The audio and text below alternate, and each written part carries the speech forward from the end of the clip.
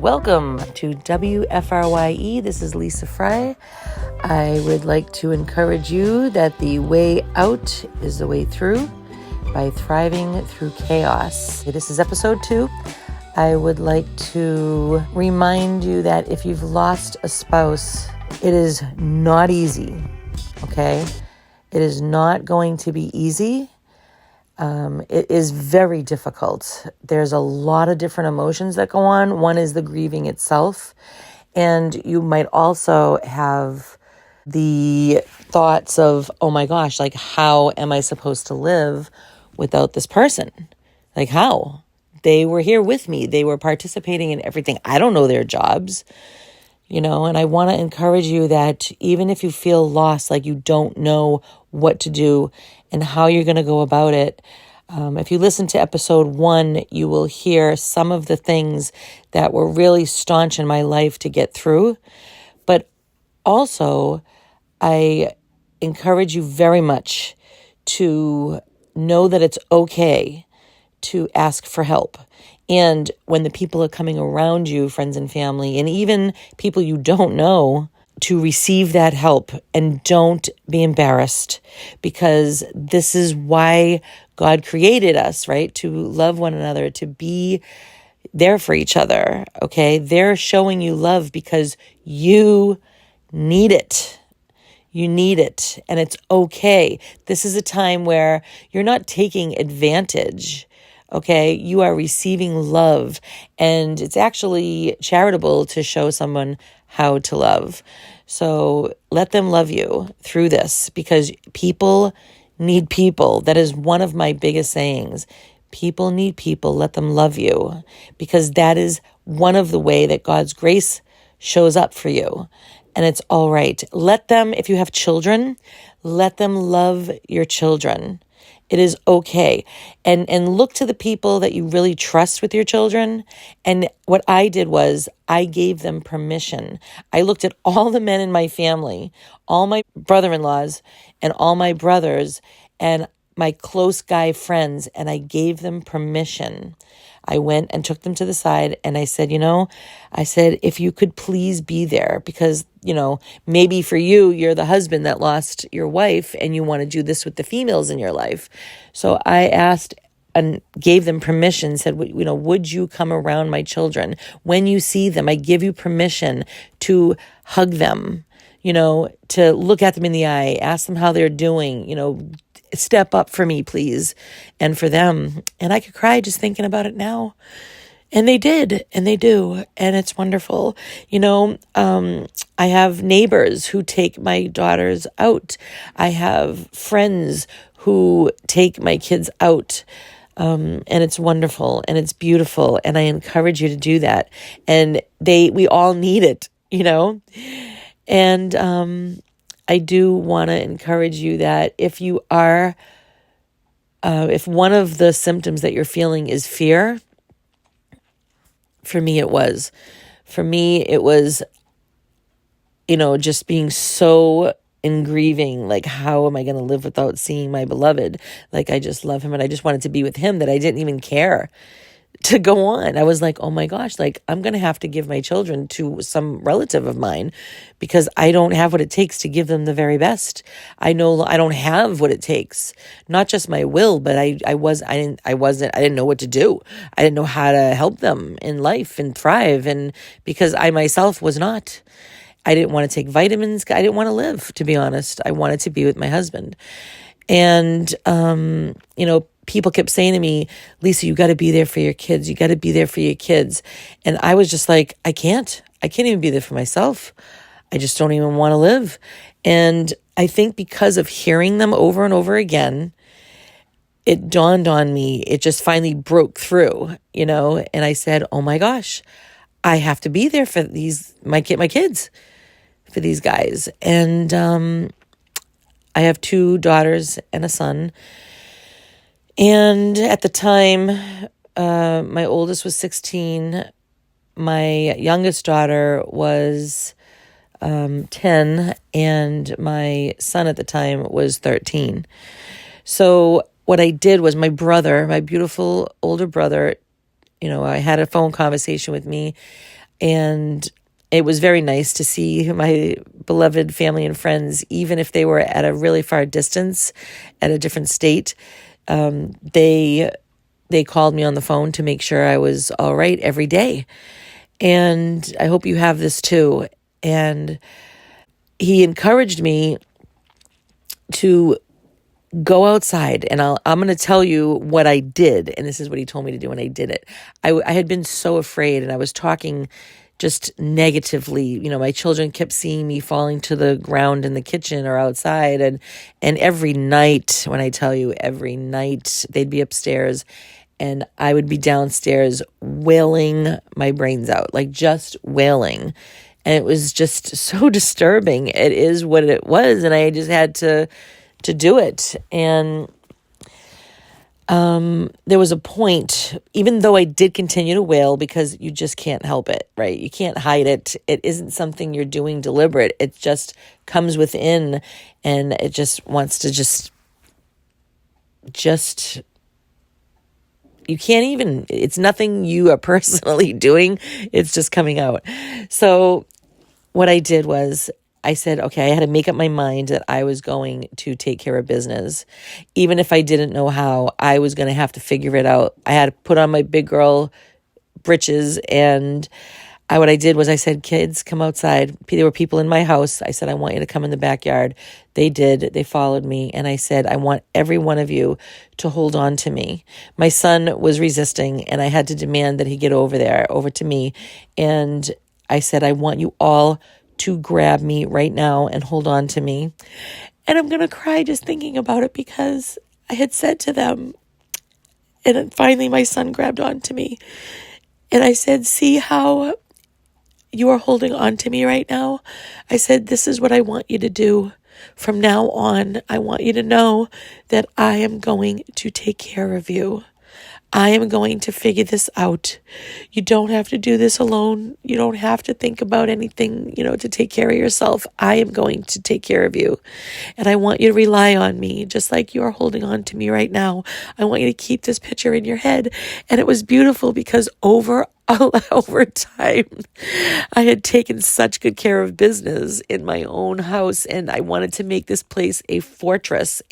So any little thing that was weak, maybe the siding was falling off, or the windows were trash, and the floor in the kitchen was all lifted up and falling apart.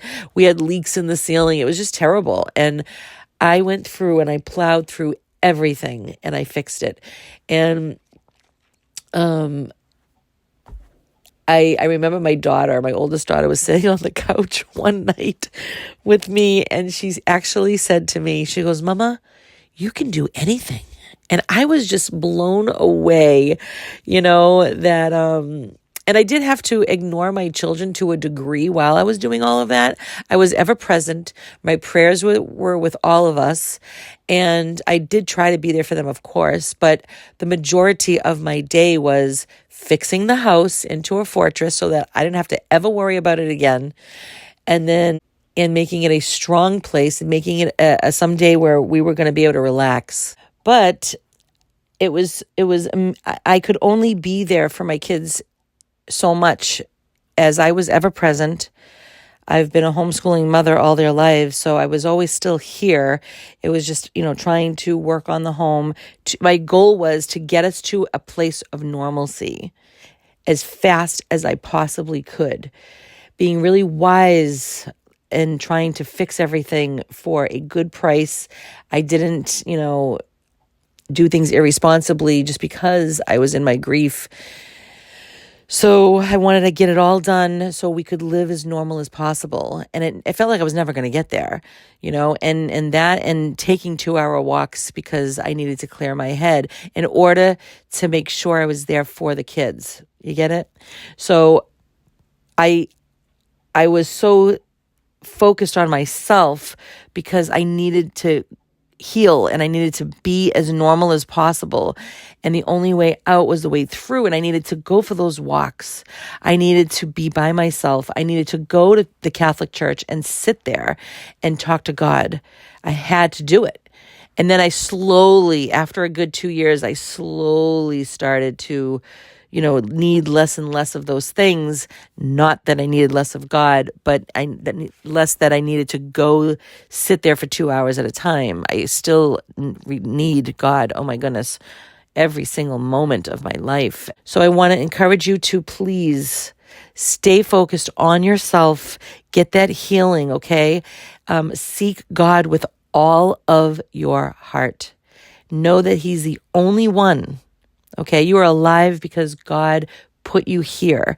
So He's going to show up, okay? Lean into Him and receive His grace, and all the people that are around you, He put there, okay? It's a gift. They're all little gifts for you, and it's okay. And for your children, it's all right. Don't deny it, please, when you need it. And then slowly, as you heal, you will be able to start giving back to all of these people that helped you, So, I was able to give back by starting a group. There was one day I said, you know what, I'm going to post it on my neighborhood website, and that I'm starting a group called New Beginnings.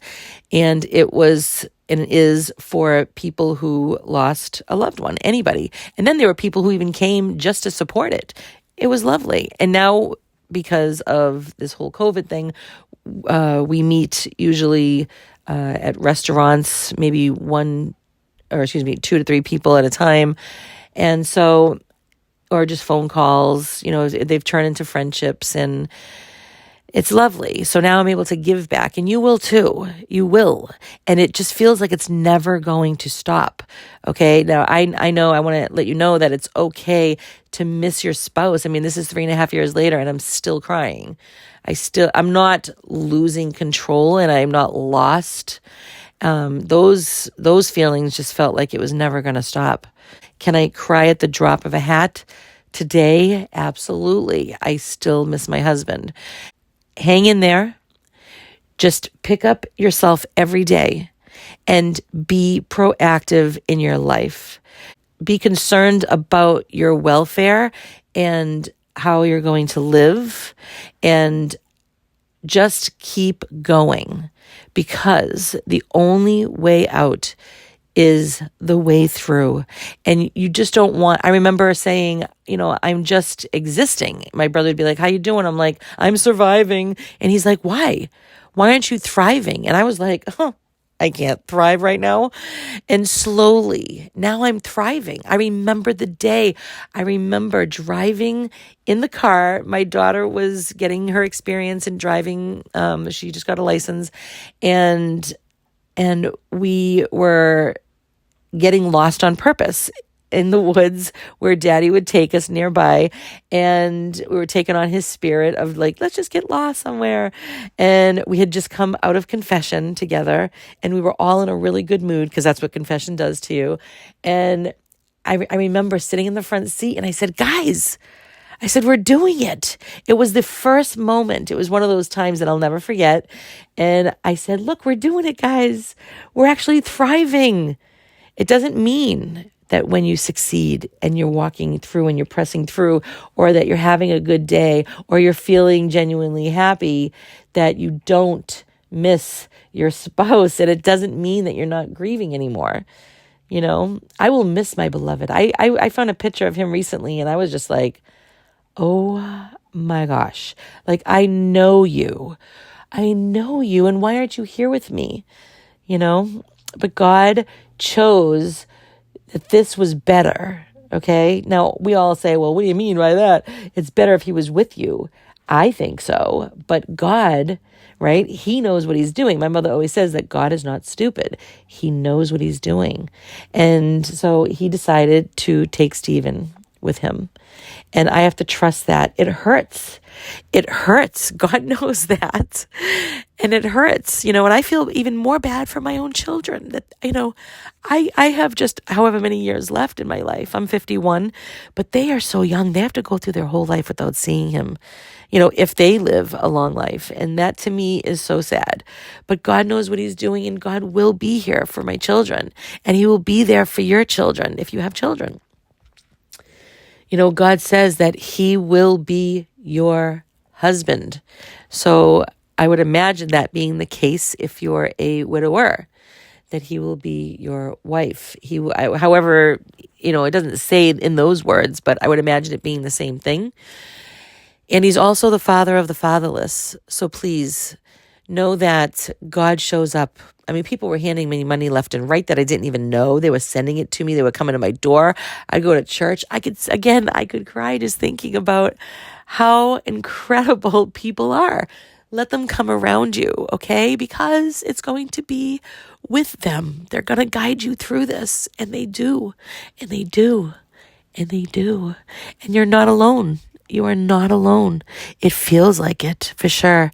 And I highly suggest that you find somebody who lost their spouse, because in the end, with all your beautiful people showing up for you and your family, in the end, you really want to talk to somebody who lost their spouse.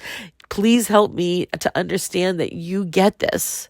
People will try in their loving ways to say, I understand to some degree, but until you talk to somebody that knows how it feels to lose a spouse, for me, I wasn't satisfied. I needed to be satisfied. So there's this lovely neighbor that we have down the street, and she lost her husband right when she got married. She had her baby, and boom, I don't even think he was there to see the baby, but yeah, so I always had to talk to her. She's in her 70s, but it was somebody that understood me, and she would give me all this advice and what was going to happen. And it just feels like it's never going to end the way you feel.